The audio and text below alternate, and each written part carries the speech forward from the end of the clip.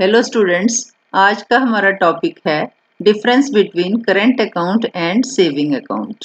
आप अपने बैंक में तरह तरह के अकाउंट खोल सकते हैं, चाहे वो करंट अकाउंट हो, सेविंग अकाउंट हो, फिक्स डिपॉजिट अकाउंट हो, रेकरिंग डिपॉजिट अकाउंट हो और एनआरआई अकाउंट भी खोल सकते हैं। आज हम करेंगे कि करंट अकाउंट और सेविंग अकाउंट में क्या डिफरेंस है।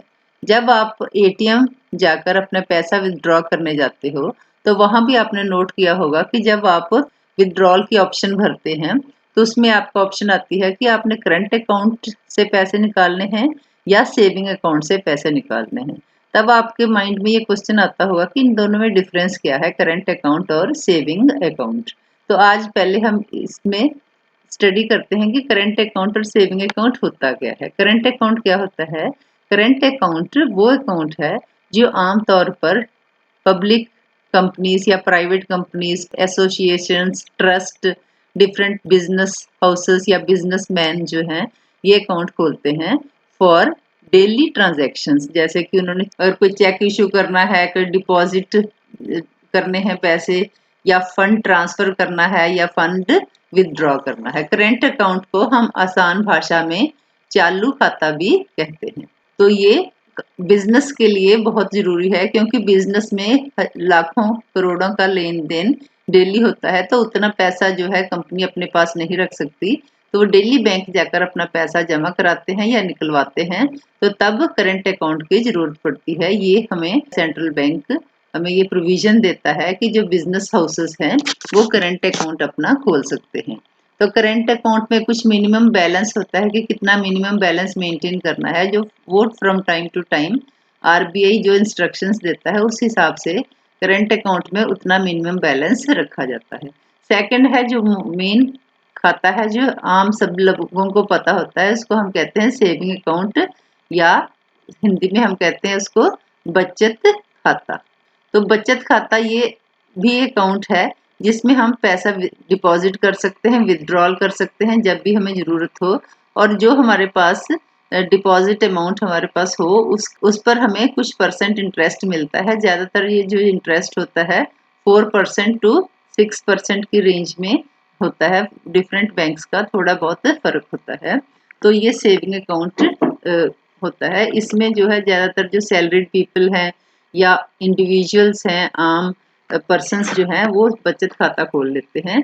इसमें नंबर ऑफ ट्रांजैक्शंस लिमिटेड कर दी गई हैं कि आप महीने में कितनी ट्रांजैक्शंस कर सकते हैं।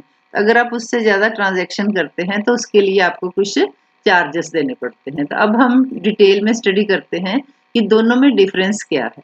तो ये बेसिस लेकर हम स्टडी करेंगे कि करंट अकाउंट और सेविंग अकाउंट में क्या डिफरेंस है। जैसे जो इंटरेस्ट की अगर बात करें तो जो करंट अकाउंट है उसमें हमें कोई इंटरेस्ट नहीं मिलता क्योंकि इसमें दिन में ही कई बार 2-2 3-3 बार ट्रांजैक्शंस हो जाती हैं, या इसमें डेली ट्रांजैक्शंस होती हैं।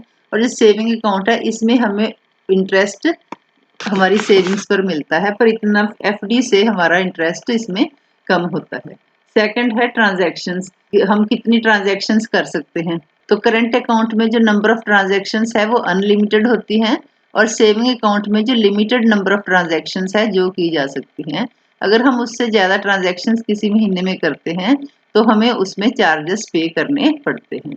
अब पर्पस क्या है करंट अकाउंट का? ये ज़्यादातर बिजनेस के लिए यूज़ किया जाता है। जैसे मैंने आपको बताया अभी डेफिनेशन समझाते वक्त कि जो कंपनीज हैं, ट्रस्ट हैं, एसोसिएशंस हैं, डिफरेंट कॉरपोरेट बॉडीज हैं, या जो बिजनेसमैन हैं वो करंट अकाउंट खोलते हैं ताकि उसमें डेली अपना पैसा जमा करवा सकें या निकलवा सके। तो बिजनेस पर्पस के लिए इसको यूज़ किया जाता है।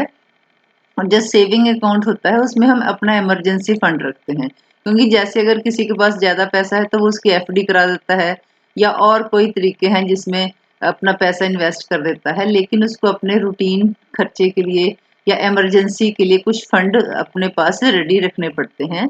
तो वो घर पर ना रखकर सेविंग अकाउंट में अपने पैसे जमा करवा देता है।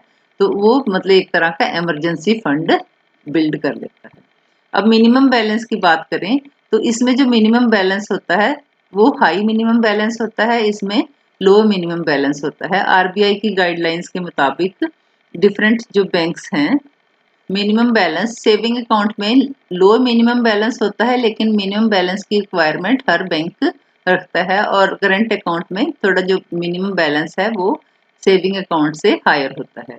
ओवरड्राफ्ट फैसिलिटी क्या होती है कि आपके बैंक खाते में पैसे कम है, लेकिन बैंक आपको ये प्रोविजन देता है कि आप उससे ज़्यादा पैसे निकाल सकते हैं। तो करंट अकाउंट में ये फैसिलिटी दी जाती है, लेकिन सेविंग अकाउंट में ये फैसिलिटी नहीं दी जाती, तो उसको हम कहते हैं ओवरड्राफ्ट फैसिलिटी। अब यूज़ किसको होता है या क्या क्या यूज़ है करंट अकाउंट का?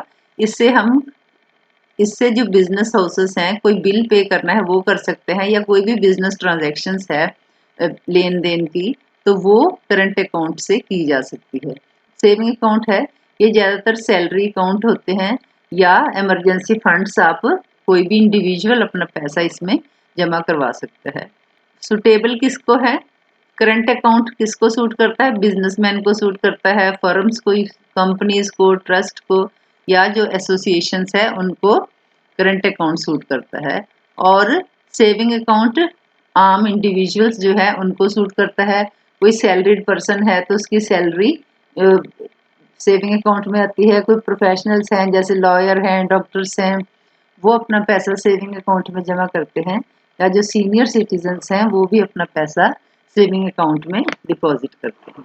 तो स्टूडेंट्स, ये था difference between current account and saving account. Next video में हम करेंगे एनआरआई अकाउंट के टाइप्स क्या हैं और कौन एनआरआई अकाउंट बैंक में खोल सकता है। Thank you.